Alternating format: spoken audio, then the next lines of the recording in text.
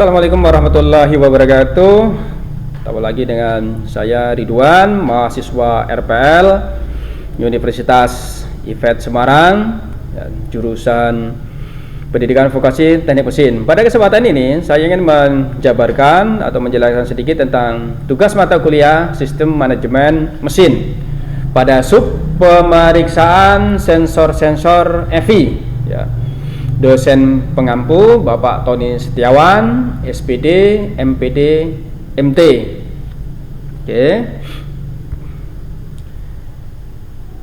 Bagian utama yang akan saya jelaskan cara pemeriksaannya itu adalah MAV, ya, MAF sensor, ya, yang berfungsi mengukur jumlah udara yang masuk ke dalam mesin, ya. Kemudian langkah-langkah untuk pemeriksaan MAV sensor itu sendiri, yang pertama itu yaitu lepaskan konektor kabel dari MAF sensor, ya. Kemudian dua, periksa voltage atau tegangan pada terminal coupler saat kunci kontak di-on-kan, ya. Di sini baterai itu harus 12 volt, kemudian tegangan referensinya itu 5 volt, kemudian 0 volt untuk groundnya, ya. Kemudian 3, off-kan kunci kontak dan lepaskan cover ECM atau PCM dari bracket, ya. 4, pasang konektor kabel MAF sensor ke MAF sensor, ya. Kemudian nomor poin 5, on-kan kunci kontak dan periksa voltage, ya, atau tegangan pada output terminal MAF sensor, ya. Kemudian poin 6, hidupkan mesin dan periksa apakah voltage lebih kecil dari 5 volt, ya, dan akan naik jika putaran mesin meningkat, ya. Data referensi, ya, itu tegangan itu 1,7 sampai 2,0 volt pada kecepatan idle, ya, atau langsam. Jika hasil pemeriksaan tidak sesuai dengan spesifikasi, kemungkinan penyebabnya berasal dari sirkuit kabel, ya, hubungan konektor kabel atau MAF sensor, ya, atau ECM atau kemudian PCM. Oke, ya, kita menggunakan tester. Ini kita ukur kabel yang soketnya dari MAF sensor, ya. Ini nanti tegangannya 1,7 sampai 2, volt, ya. Ini cara pengukurannya, sangat sederhana. Kita ukur tegangan yang masuk, ya. Kemudian, ya, selanjutnya kita ukur IAT sensor, ya. Fungsi dari IAT, intake air temperature sensor, yaitu mengukur suhu udara yang masuk ke mesin, ya. Langkah pemeriksaan, ya. Langkah pemeriksaannya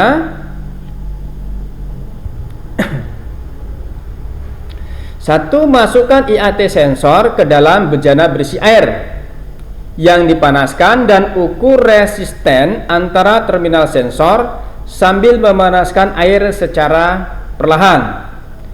Jika hasil pengukuran tidak sesuai dengan karakteristik seperti dalam gambar, ganti IAT sensor, ya. Jadi kita letakkan IAT sensor tersebut dalam suatu bejana, kemudian kita panaskan.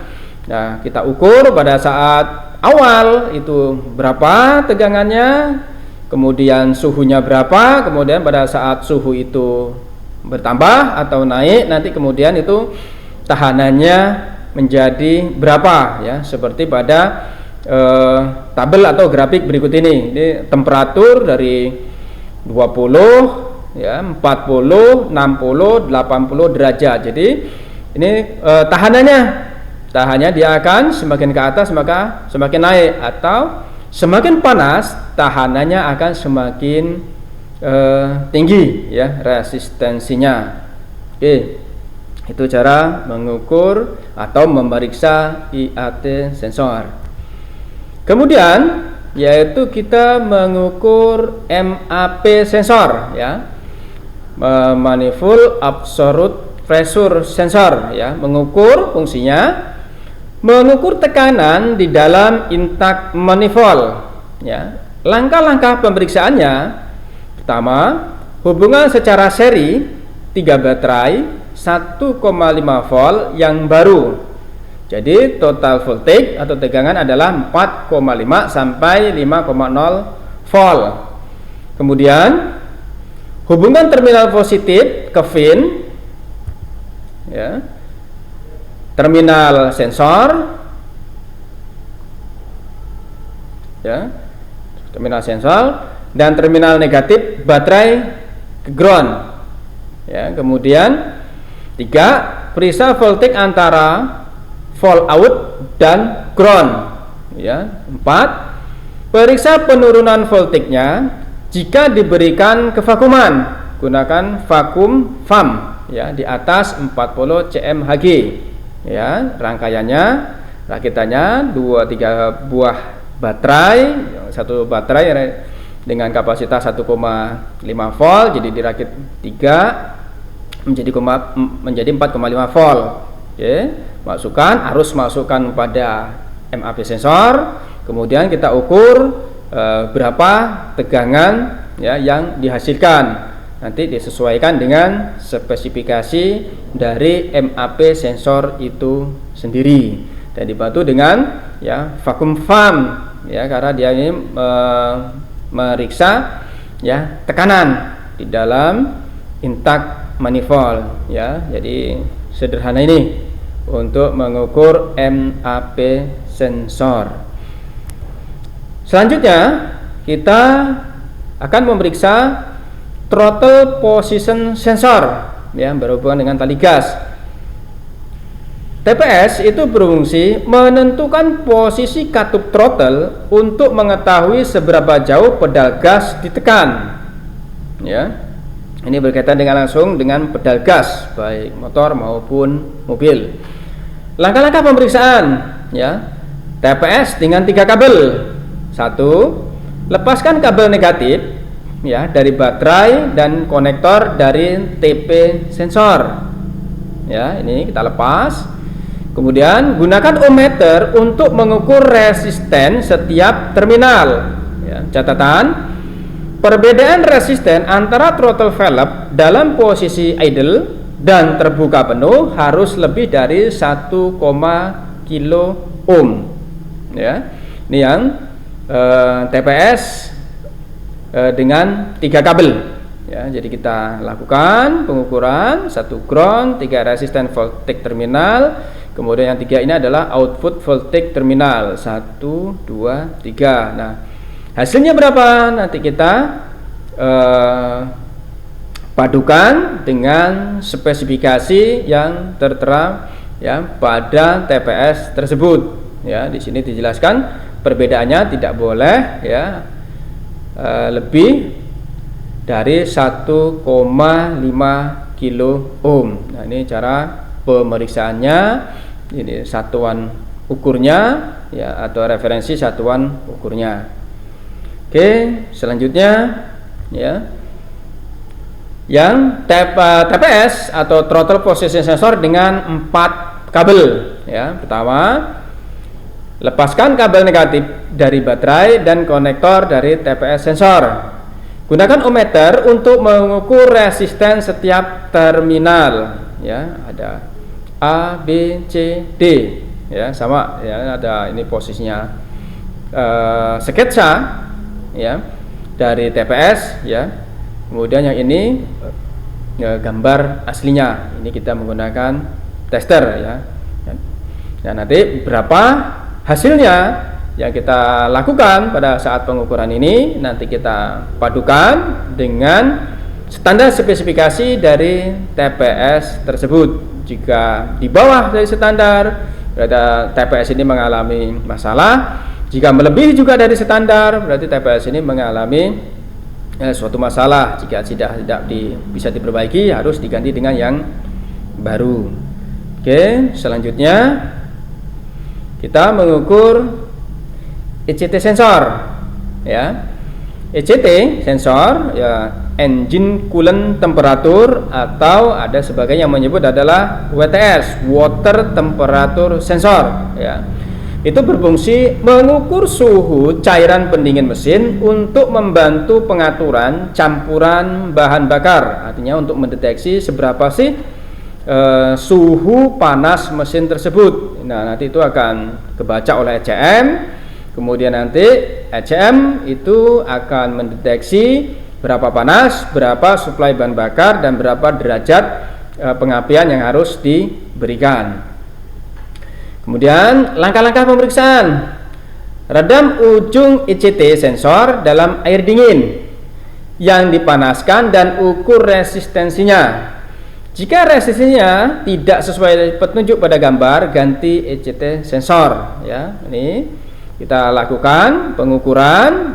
Mula-mula ujung dari ECT ini kita masukkan dalam air, ujungnya saja, bukan semuanya. Kemudian air kita panaskan. Nah, berdasarkan grafik ini, nih posisi suhunya atau panas air dari 0 sampai 20 ya, dia harus terbaca 0,298 sampai 0,32, kemudian naik ke 40 derajat Celcius ya, dia akan baca, kemudian akan naik lagi 60 derajat Celcius ya, tahanannya semakin besar sampai 80 derajat Celcius, maka dia akan ketemu 5,74 kilovolt. Mengapa demikian?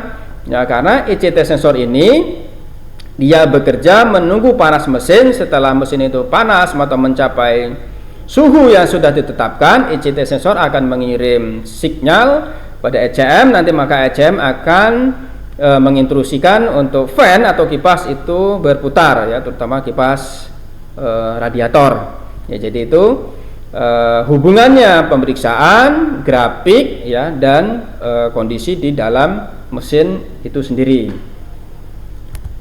Lanjut, kemudian kita ya akan mengukur CKP sensor ya.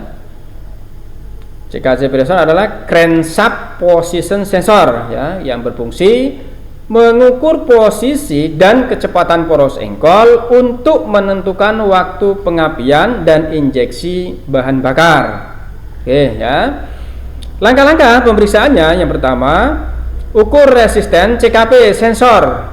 Ya, di sini sudah tertera 360 sampai 460 volt pada 20 derajat Celcius. Berarti kalau dia terlalu rendah suhunya atau naik atau meningkat, maka tahanan juga akan berubah. Kemudian poin 2, ukur resisten antara terminal dan ground ya. Ya, ini hasilnya harus 1 mega ohm atau lebih ya. Jadi CKP sensornya hanya 2 kabel. Pertama kita hubungkan kabelnya di pin 1 dan pin 2 dengan suhu 20 derajat Celcius. Ini tahanan yang harus didapat ya, di antara 360 sampai 460. Dan pada saat salah satu pin terminal dengan ground atau massa atau dengan bodi kendaraan, maka tahanan itu harus lebih ya dari 1 mega ohm. Nah, jika hasil pemeriksaan yang kita lakukan itu tidak standar, artinya lebih rendah dari 360 atau lebih tinggi dari 460 ohm, artinya ya CKP ini ada masalah ya. Nah, karena ini bentuknya sensor dan bentuknya paten ya, kalau seharusnya itu ganti yang baru, karena jika ini bermasalah itu akan mempengaruhi ya di sini ya, saat pengapian dan saat penginjeksian bahan bakar ya. Nih untuk pemeriksaan dari CKP sensor. Lanjut, kemudian yaitu CMP ya. Kalau tadi CKP, ini CMP.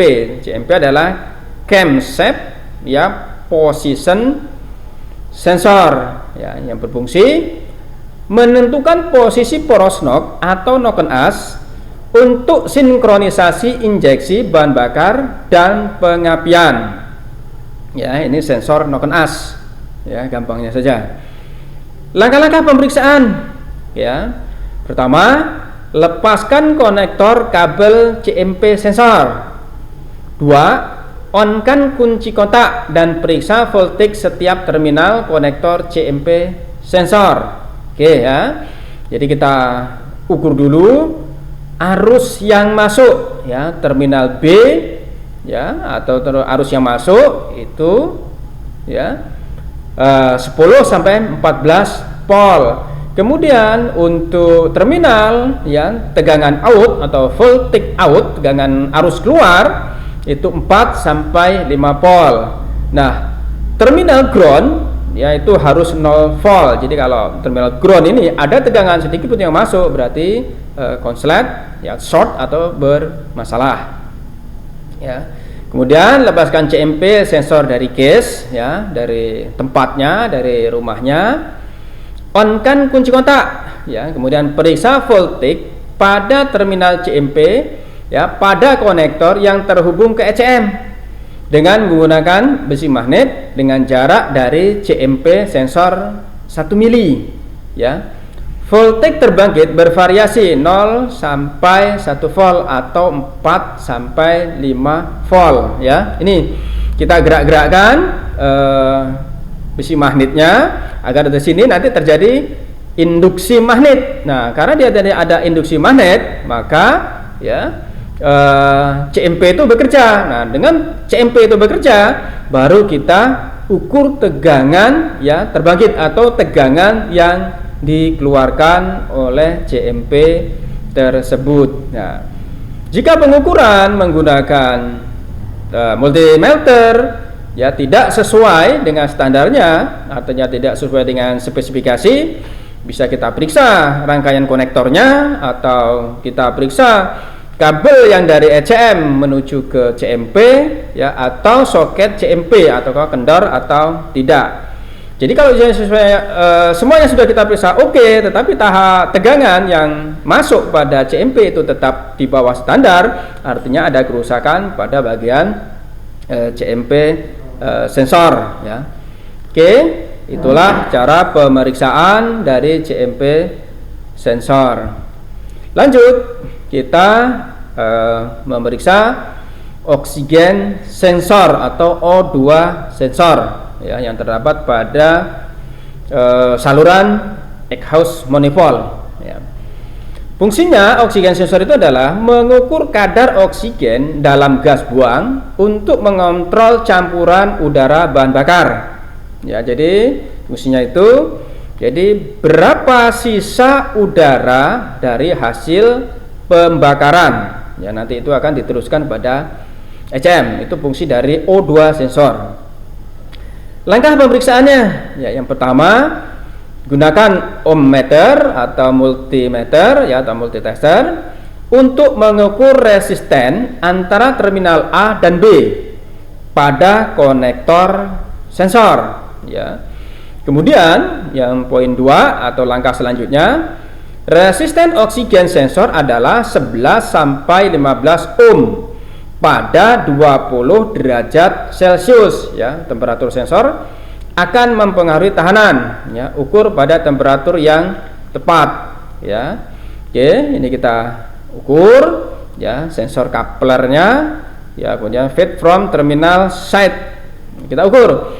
Nah, dari hasil pengukuran ini di suhu 20 derajat Celcius berapa nanti yang kita dapatkan.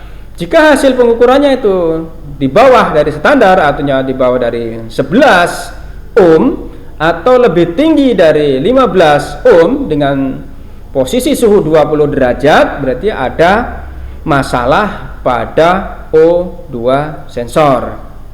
Oke ya. Jadi seperti itu cara pemeriksaannya ya. Oke, lanjut. Ya. Ini untuk pemeriksaan dari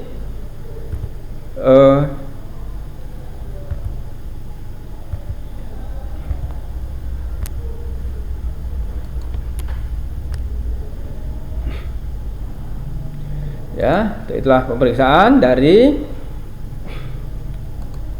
oksigen sensor ya. Jadi ini gambarnya. terminal A dengan B itu terminal A dan B, kemudian C ke B, kemudian E dengan F, ya, kemudian D sampai E, ya, resistennya harus 20 sampai 24 ohm pada 20 derajat Celcius. Tapi kalau D dengan velg body, kemudian E dengan velg body itu tak terhingga.